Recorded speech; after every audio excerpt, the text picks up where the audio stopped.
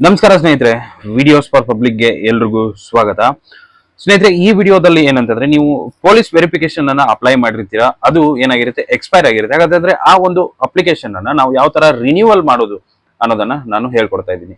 So ನಾವು ರಿನ್ಯೂವಲ್ಲೇ ಮಾಡ್ಬೇಕಾ, ಇಲ್ಲ ಅಂತಂದ್ರೆ ಹೊಸದಾಗಿ ಅಪ್ಲೈ ಮಾಡ್ಬೇಕಾ, ಏನು ಅನ್ನೋದನ್ನ ಕಂಪ್ಲೀಟ್ ಡೀಟೇಲ್ ಆಗಿ ನಾನು ಈ ವಿಡಿಯೋದಲ್ಲಿ ನಿಮ್ಗೆ ತಿಳಿಸ್ಕೊಡ್ತೀನಿ.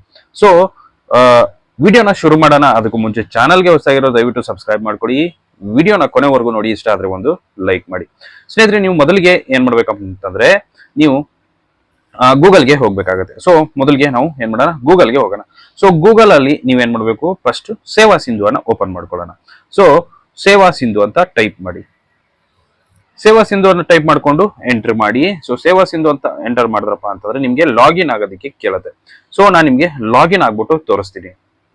ಸ್ನೇಹಿತರೆ, ಇಲ್ಲಿ ನೋಡ್ಬೋದು, ನೀವು ಸೇವಾ ಸಿಂಧುಗೆ ಲಾಗಿನ್ ಆಗ್ಬೇಕಾಗತ್ತೆ ಫಸ್ಟ್. ಸೊ ಪೊಲೀಸ್ ವೆರಿಫಿಕೇಶನ್ ನೀವು ಹೊಸದಾಗಿ ಹಾಕ್ಬೇಕಂತಂದ್ರೆ, ರಿನ್ಯೂವಲ್ ಮಾಡ್ಬೇಕಂತಂದ್ರೆ ಏನ್ ಮಾಡ್ಬೇಕು, ನೀವು ಸೇವಾ ಸಿಂಧುಗೆ ಲಾಗಿನ್ ಆಗ್ಬೇಕಾಗತ್ತೆ. ಸೊ ಸೇವಾ ಸಿಂಧುಗೆ ಲಾಗಿನ್ ಆಗ್ಬಿಟ್ಟು ಇಲ್ಲಿ ನೋಡಿ ಅಪ್ಲೈ ಫಾರ್ ಸರ್ವಿಸಸ್ ಮೇಲೆ ಕ್ಲಿಕ್ ಮಾಡ್ಕೊಂಡು ವ್ಯೂ ಆಲ್ ಅವೈಲಬಲ್ ಸರ್ವಿಸಸ್ ಮೇಲೆ ಕ್ಲಿಕ್ ಮಾಡ್ಕೊಳ್ಳಿ. ಸೊ ಅಲ್ಲಿ ಕ್ಲಿಕ್ ಮಾಡ್ಕೊಂಡ್ರಪ್ಪ ಅಂತಂದ್ರೆ ಈ ತರ ಒಂದು ನಿಮಗೆ ಸರ್ವಿಸಸ್ ಗಳಿಲ್ಲ ಓಪನ್ ಆಗುತ್ತೆ. ಸೊ ಇಲ್ಲಿ ಸರ್ಚ್ ಮಾಡಿ ಪೊಲೀಸ್ ವೆರಿಫಿಕೇಶನ್ ಅಂತ. ಸೊ ಪೊಲೀಸ್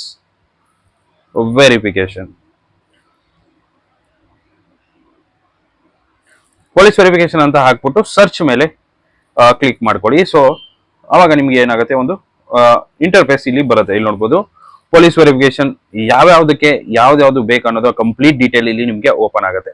ಸೊ ಇನ್ನೊಂದು ಏನ್ ಹೇಳ್ಬಿಡ್ತೀನಪ್ಪ ಅಂತಂದ್ರೆ, ನೀವು ಪೊಲೀಸ್ ವೆರಿಫಿಕೇಶನ್ ಅನ್ನ ರಿನ್ಯೂವಲ್ ಮಾಡೋಕೆ ಆಗಲ್ಲ. ನೀವು ಸರ್ಟಿಫಿಕೇಟ್ ಒಂದ್ಸರಿ ಎಕ್ಸ್ಪೈರ್ ಆಯ್ತು ಅಂತಂದ್ರೆ ಹೊಸದಾಗಿ ಮತ್ತೆ ಹಾಕ್ಬೇಕಾಗತ್ತೆ. ಸೊ ಅದಕ್ಕೋಸ್ಕರ ನೀವ್ ಏನ್ ಮಾಡ್ಬೇಕಂತಂದ್ರೆ ತಿರ್ಗಾ ರಿನ್ಯೂವಲ್ ಮಾಡಕ್ಕಾಗಲ್ಲ, ಹೊಸದಾಗೇನೆ ಹಾಕ್ತಾ ಹೋಗ್ಬೇಕಾಗತ್ತೆ. ಯಾಕಂತಂದ್ರೆ ನೀವು ಏನು ಅದು ಡೇಟ್ ಇರುತ್ತಲ್ಲ, ಸೊ ಎಕ್ಸ್ಪೈರ್ ಆಗೋ ಡೇಟ್ ಇರುತ್ತಲ್ಲ, ಸೊ ಅದು ಎಕ್ಸ್ಪೈರ್ ಆಯ್ತಂದ್ರೆ ನೀವು ಏನ್ ಮಾಡ್ಬೇಕು, ಹೊಸದಾಗಿನೇ ಅಪ್ಲಿಕೇಶನ್ ಅನ್ನ ಹಾಕ್ಬೇಕು. ಸೊ ಇಲ್ಲಿ ಬೇರೆ ಒಂದು ಇದಕ್ಕೆ ಬೇರೆ ಸರ್ಟಿಫಿಕೇಟ್ಸ್ ಗಳು ನಮಗೆ ಇಲ್ಲಿ ನೋಡೋದಕ್ಕೆ ಸಿಗುತ್ತೆ. ಸೊ ನಮಗೆ ಯಾವ್ದು ಬೇಕಪ್ಪ ಅಂತಂದ್ರೆ ನಾನು ನಿಮ್ಗೆ ತೋರಿಸ್ತೀನಿ. ಇಲ್ಲಿ ನೋಡ್ಬೋದು police verification certificate for job verification. So ನೀವು ಕೆಲಸಕ್ಕೆ ಏನಾದ್ರು ಇತ್ತಂತಂದ್ರೆ ನೀವು ಇದನ್ನೇ ಅಪ್ಲೈ ಮಾಡ್ಬೇಕಾಗುತ್ತೆ. ಸೊ ಅದ್ರ ಮೇಲೆ ಕ್ಲಿಕ್ ಮಾಡ್ಕೊಡಿ. ಅದ್ರ ಮೇಲೆ ಕ್ಲಿಕ್ ಮಾಡ್ಕೊಂಡು ಅಂದ್ರೆ ಇಲ್ಲಿ ನೋಡ್ಬೋದು ನಿಮಗೆ ಅಪ್ಲಿಕೇಶನ್ ಇಲ್ಲಿ ಓಪನ್ ಆಗ್ಬಿಡುತ್ತೆ. ಸೊ ಅಪ್ಲಿಕೇಶನ್ ಓಪನ್ ಆದ್ಮೇಲೆ ನೀವು ಏನ್ ಮಾಡ್ಬೇಕು, ಕಂಪ್ಲೀಟ್ ಡೀಟೇಲ್ಸ್ ಇಲ್ಲಿ ಏನೇನು ಕೇಳುತ್ತಲ್ಲ ಅದನ್ನೆಲ್ಲ ಫಿಲ್ ಮಾಡ್ತಾ ಹೋಗ್ಬೇಕಾಗುತ್ತೆ. ಸೊ ಮೊದಲಿಗೆ ಫಸ್ಟ್ ಒಂದು ಸೆಲೆಕ್ಟ್ ಮಾಡ್ಕೊಳ್ಳಿ. ಇಲ್ಲಿ ಎಷ್ಟು ಪೇಮೆಂಟ್ ಮಾಡ್ಬೇಕು ಅನ್ನೋದನ್ನ ತೋರಿಸುತ್ತೆ. ಅದೇ ರೀತಿ ಒಂದು ಫೋಟೋನ ಅಪ್ಲೋಡ್ ಮಾಡಿ, ಡೇಟ್ ಆಫ್ ಬರ್ತ್, ಅದೇ ರೀತಿ ನಿಮ್ಮ ಪೇರೆಂಟ್ಸ್ ಅಂದ್ರೆ ಫಾದರ್ ಆಗಿರ್ಬೋದು, ಹಸ್ಬೆಂಡ್ ಆಗಿರ್ಬೋದು, ಅವರ ಹೆಸರನ್ನ ಹಾಕಿ. ನೆಕ್ಸ್ಟ್ ಯಾವ್ದಕ್ಕೋಸ್ಕರ ಹಾಕ್ತಿದ್ದೀರಾ ಅನ್ನೋದು ಇಲ್ಲಿ ಇಂಪಾರ್ಟೆಂಟ್, ಅದನ್ನ ಹಾಕಿ. ಸೊ ನೀವು ಡ್ರೈವರ್ ಆಗಿದ್ರೆ ಡ್ರೈವರ್ ಅಂತ ಹಾಕಿ, ಬೇರೆ ಕೆಲಸಕ್ಕೆ ಏನಾದ್ರು ಇತ್ತಪ್ಪ ಅಂತಂದ್ರೆ ಜಾಬ್ಗೆ ಅಂತ ಹಾಕಿ ಆದ ಮೇಲೆ ಇಲ್ಲಿ ನಿಮ್ಮ ಒಂದು ಏನಂತಂದ್ರೆ ನೀವು ಒಂದು ಅಡ್ರೆಸ್ ಅಲ್ಲಿ ಇರ್ತೀರಲ್ಲ, ಸೊ ಅಲ್ಲಿಂದ ಯಾವ ಡೇಟ್ ಇಂದ ಇರ್ತೀರಾ ಅಂತ ಅಲ್ಲಿ ಕೇಳುತ್ತೆ. ಅಂತಂದ್ರೆ ಇಲ್ಲಿ ನೀವು ಡೇಟ್ ಅನ್ನ ಸೆಲೆಕ್ಟ್ ಮಾಡಬೇಕು. ಎಷ್ಟನೇ ವರ್ಷದಿಂದ ನೀವು ಅಲ್ಲಿದ್ದೀರಾ ಅಂದ್ರೆ ಎಷ್ಟನೇ ಡೇಟು, ಎಷ್ಟನೇ ತಿಂಗಳು, ಎಷ್ಟನೇ ವರ್ಷದಿಂದ ಅಲ್ಲಿದ್ದೀರಾ ಅನ್ನೋದು ಸೆಲೆಕ್ಟ್ ಮಾಡಬೇಕು. ಇಲ್ಲಿ ಆಟೋಮೆಟಿಕಲಿ ತಗೊಳುತ್ತೆ. ಅಂದ್ರೆ ವಾಸವಿರುವ ಅವಧಿ ಏನಿದೆಯಲ್ಲ ಅದು ಆಟೋಮೆಟಿಕಲಿ ತಗೊಳತ್ತೆ.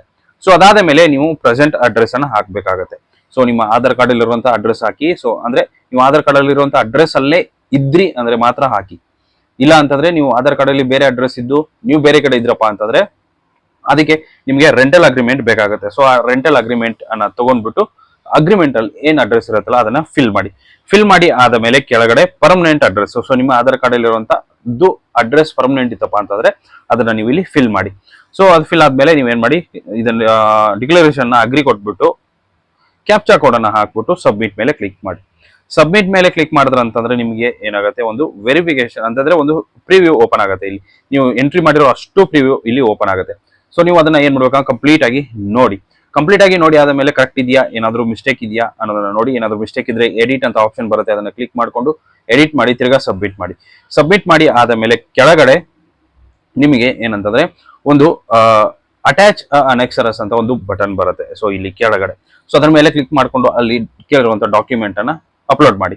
ಒಂದು ಫೋಟೋ ಕೇಳುತ್ತೆ, ಅದೇ ರೀತಿ ನಿಮ್ಮ ಅಡ್ರೆಸ್ ಪ್ರೂಫ್ ಅನ್ನ ಕೇಳುತ್ತೆ, ಆಧಾರ್ ಕಾರ್ಡ್ ಅನ್ನ ಕೇಳುತ್ತೆ. ಸೊ ಅಷ್ಟನ್ನು ಅಪ್ಲೋಡ್ ಮಾಡಿ ಆದ ಮೇಲೆ ಕೆಳಗಡೆ ಸಬ್ಮಿಟ್ ಮೇಲೆ ಕ್ಲಿಕ್ ಮಾಡಿದ್ರಪ್ಪ ಅಂತಂದ್ರೆ ಸಬ್ಮಿಟ್ ಆಗತ್ತೆ. ಪೇಮೆಂಟ್ ಮಾಡೋದಕ್ಕೆ ಆಪ್ಷನ್ ಬರುತ್ತೆ. ಸೊ ನೀವು ಆನ್ಲೈನ್ ಅಲ್ಲಿ ಪೇಮೆಂಟ್ ಮಾಡ್ಬೇಕಾಗತ್ತೆ. ಅಲ್ಲಿ ಎಷ್ಟು ತೋರಿಸ್ತಲ್ಲ, 450 ರುಪೀಸ್ ಏನೋ ತೋರಿಸ್ತಲ್ಲ. ಸೊ ಆ 450 ರುಪೀಸ್ ಅನ್ನ ಆನ್ಲೈನ್ ಅಲ್ಲಿ ಪೇಮೆಂಟ್ ಮಾಡಿ ಅಕ್ನಾಲೇಜ್ಮೆಂಟ್ ಬರುತ್ತೆ, ಡೌನ್ಲೋಡ್ ಮಾಡ್ಕೊಳ್ಳಿ. ಸೊ ಇಷ್ಟೇ ನೀವು ಮಾಡಬೇಕಾಗಿರುವಂತ ಪ್ರೊಸೆಸ್. ಸೊ ಎಷ್ಟು ಅಪ್ಲೈ ಮಾಡಿದ್ರಪ್ಪ ಅಂತಂದ್ರೆ ಮುಗೀತು, ನಿಮ್ಮ ಪೊಲೀಸ್ ವೆರಿಫಿಕೇಶನ್ಗೆ ಅಪ್ಲಿಕೇಶನ್ ಹಾಕಿ ಆದಂಗೆ. ಸೊ ಇಷ್ಟು ಸ್ನೇಹಿತರೆ ಇವತ್ತಿನ ವಿಡಿಯೋ. ಇನ್ನೊಂದ್ಸರಿ ಹೇಳ್ತೀನಿ, ನಿಮ್ಮ ಒಂದು ಪೊಲೀಸ್ ವೆರಿಫಿಕೇಶನ್ ಸರ್ಟಿಫಿಕೇಟ್ ಒಂದ್ಸರಿ ಎಕ್ಸ್ಪೈರ್ ಆಯ್ತಪ್ಪ ಅಂತಂದ್ರೆ ಅದನ್ನ ರಿನ್ಯೂ ಮಾಡಕ್ಕಾಗಲ್ಲ, ನೀವು ಹೊಸದಾಗಿನೇ ಅಪ್ಲೈ ಮಾಡಬೇಕು. ಸೊ ಸಿಗೋಣ ನೆಕ್ಸ್ಟ್ ವಿಡಿಯೋದಲ್ಲಿ ಅಂತ ಹೇಳ್ತಾ ವಿಡಿಯೋನ ಮುಗಿಸ್ತೀನಿ. Thank you so much.